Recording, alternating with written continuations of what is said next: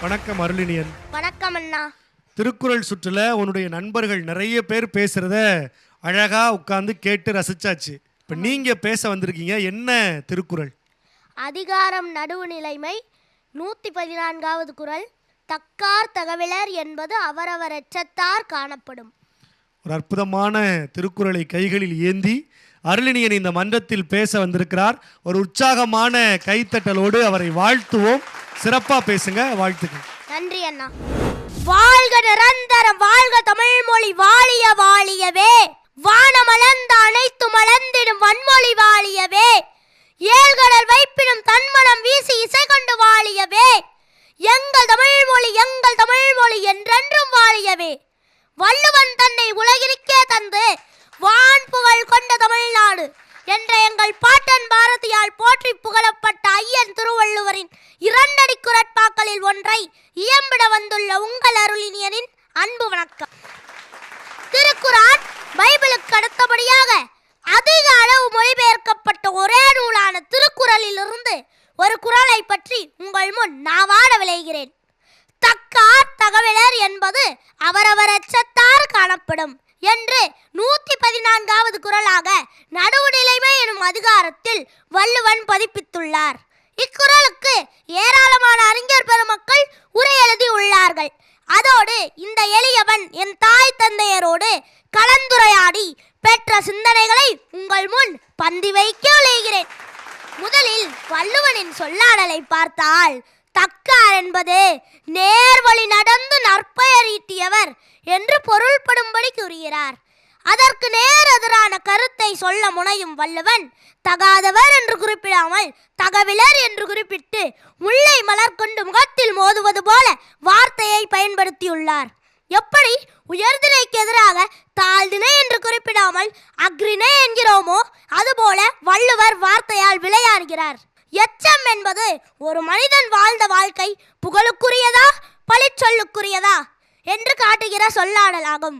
வருவதும் போவதும் இன்பமும் துன்பமும், வந்தால் போகாதது புகழும் பழியும், போனால் வராதது மானமும் உயிரும், நம்முடனே வருவது நாம் செய்த பாவமும் புண்ணியமும் தான். அதுதான் நம்முடைய எச்சம். மகராசே அவரை மாறி உண்டா என்று புகழ்வதும், இங்கே வாரடி ஊரை அடிச்சு ஒலையில போட்டவன் போறான் பாரு என்று பழிப்பதும் அவரவர் செயல்பாடுகள் தரும் எச்சம் என்கிறார் பாட்டன் வள்ளுவன்.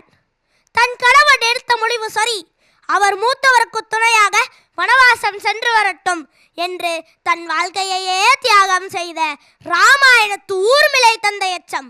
கால்களை இழந்தவர்கள் படும் வேதனை அறிந்து எடை மிக குறைந்த செயற்கை கால்களை கண்டுபிடித்து கொடுத்து இந்திய நாட்டின் மிக உயர்ந்த பதவியான குடியரசுத் தலைவர் பதவியை அலங்கரித்து அப்பதவியிலிருந்து விடைபெறும் போது ஒரே ஒரு கைப்பட்டியில் தன் உடைகளை மட்டும் எடுத்துக்கொண்டு திரும்பிய உத்தமர் ஐயா கலாம் போன்றோர் தம் வாழ்வியல் மூலம் தந்த எச்சம்.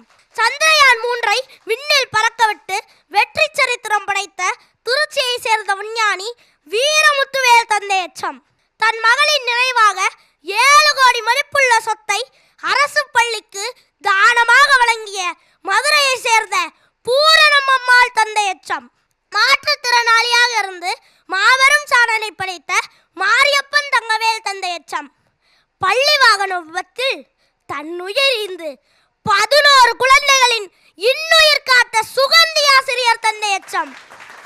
தற்போது குறிப்பிட்டவர்கள் அறவழியில் வாழ்ந்து நேரிய வழியில் பயணித்து பெற்ற நற்புகழ் தான் அவர்களது எச்சமாகும். அவசரப்பட்டு ஆராயாமல் தீர்ப்பு வழங்கியமையால் தேரா மன்னா செப்புவதுடையேன் என்று பத்தினி தெய்வம் கண்ணகியால் பழிக்கப்பட்ட மன்னன் பாண்டிய நெடுஞ்செழியன் தந்த எச்சம். தான் என்ற அகங்காரத்தால் அழிவு பாதையில் பயணித்த மகாபாரத துரியோதனன் அகங்காரத்தால் அழிந்தான் துரியோதனன் என்ற சொலவனை உருவாக காரணமாகினான். அது அவன் தந்த எச்சம். அங்காடிக்காரி சங்கீதம் பாட சொன்னா வெங்காயம் தக்காளின்னு வாடுவாளாம் என்ற சொலவனை ஏற்றார் போல நற்செயல் செய் அற வாழ்க்கை வாழ் என்று சொன்னாலும் நான் முன்னே குறிப்பிட்டவர்கள் தன் வாழ்க்கையை பழிச்சொல்லுக்கே ஆளாக்கினர். எனவே ஒருவர் வாழ்ந்த வாழ்க்கை புகழுக்குரியதா பழிச்சொல்லுக்குரியதா என்பது அவர் விட்டு செல்லும் எச்சத்தார் காணப்படும். புகழுக்குரிய வாழ்க்கை வாழ்ந்தவர்களின் சந்ததியினர் இதுதான் சரி என வாழ்வர். பழிக்குரிய வாழ்க்கை வாழ்ந்தவர்களின் சந்ததியினர் எப்படியும் வாழலாம் என்று வாழ்வர். எனவே வருங்கால இளையோர் பட்டாளமே, நாம் அறவழியில் வாழ்ந்து நற்பெயரை எச்சமாக தந்து ஐயன் வள்ளுவனுக்கு பெருமை சேர்ப்போம். வாரி. நன்றி, வணக்கம்.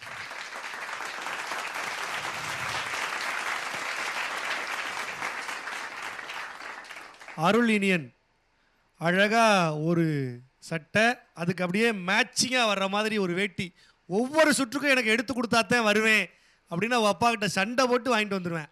அதே மாதிரி கருத்துக்களையும் அவங்க அப்பா கிட்ட இருந்து சரியாக வாங்கிட்டு வந்து மேடையில் சொல்லிடுவேன்.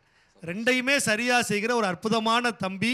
அருளினியனின் இந்த உரை இல்லத்தில் இருக்கிற நேயர்களை கவர்ந்தது போல அரங்கத்தில் இருக்கிற நடுவர்களையும் கவர்ந்ததா அப்படின்னு கேட்டு தெரிஞ்சுக்கலாமா? கேட்டுடலாம்ண்ணா. முதல்ல அன்பிற்கினிய அண்ணன் மதுரை ராமகிருஷ்ணன் அவர்கள். எச்சம் எச்சம்னு சொல்லி பேச்சினுடைய உச்சத்திற்கு சென்றிருக்கையா. நன்றி ஐயா. அதாவது எடுத்த உடனேயுமே தம்பி வந்து இந்த குரலுக்கு எத்தனையோ பேர் எவ்வளவோ விளக்கம் கொடுத்திருந்தாலும் நான் அதெல்லாம் எடுத்துக்கல. எங்க அப்பா அம்மாவிடம் கலந்து அவர்கள் என்ன சொல்லியிருக்கிறார்களோ அதை நான் சொல்ல வந்திருக்கேன். நீங்க பாத்தீங்களா, அதுக்காகவே ஒரு பெரிய கைதட்டல். நன்றி ஐயா. அவசரப்பட்டு தீர்ப்பு எழுதினானே எனக்கு பக்குன்னு ஆயிடுச்சு. யாரடா சொல்ல வர்றான்னு பார்த்தா பாண்டிய மன்னனை பத்தி பேசியிருக்காரு. அவரு எங்க மன்னர் தானே. உன்னுடைய உடை மாதிரியே உன்னுடைய பேச்சும் நடையும் ரொம்ப சிறப்பா இருந்தது. வாழ்த்துக்கள். இந்த அழகான இந்த வாழ்க்கையை பற்றி சொன்னார், ரொம்ப சிறப்பா இருந்தது. எல்லாமே ரொம்ப சிறப்பா இருந்தது. தம்பியினுடைய பேச்சுக்கு நம்மளுடைய ஒரு சிறு பரிசு, நல்ல ஒரு பெரிய கைத்தட்டலோடு அவருக்கு இந்த வாழ்த்துக்களை தரோம்.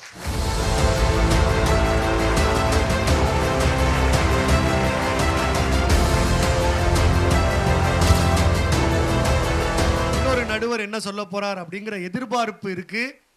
எங்கள் அன்பு கவிஞர் அண்ணன் நிரஞ்சன் பாரதி அவர்கள்.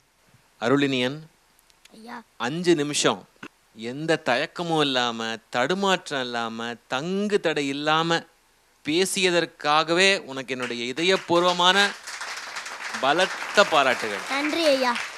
5 நிமிஷம் சாதாரணமா தெரியலாம், ஆனா 5 நிமிஷமும் மூச்சையும் பார்த்து கொண்டு, பேச்சையும் பார்த்து கொண்டு, நேரத்தையும் பார்த்து கொண்டு, கருத்திலிருந்தும் பிசகாமல், எங்கேயும் வழுவாமல் நீ பேசின பாத்தியா, அற்புதமான பேச்சு. மிகச்சிறந்த ஒரு உழைப்பு அதன் பின்னால் இருக்கிறது. நன்றி ஐயா. ஒரே ஒரு சின்ன விஷயம் நான் கவனிச்சது என்னன்னா, தக்கார் தகவிலார், தகவிலர் இல்லை, தகவிலர்னா இலக்கண பிழை வந்துடும் குறள் வெண்பால.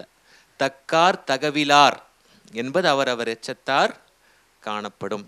நீ அச்சத்தை விட்டிருக்கிறாய், உச்சத்தை தொட்டிருக்கிறாய். அதே போல சங்கரா டிவியில் உன்னுடைய பேச்சாற்றலால் நல்ல எச்சத்தை விட்டு சென்றிருக்கிறாய். வாழ்த்துக்கள். நன்றி ஐயா.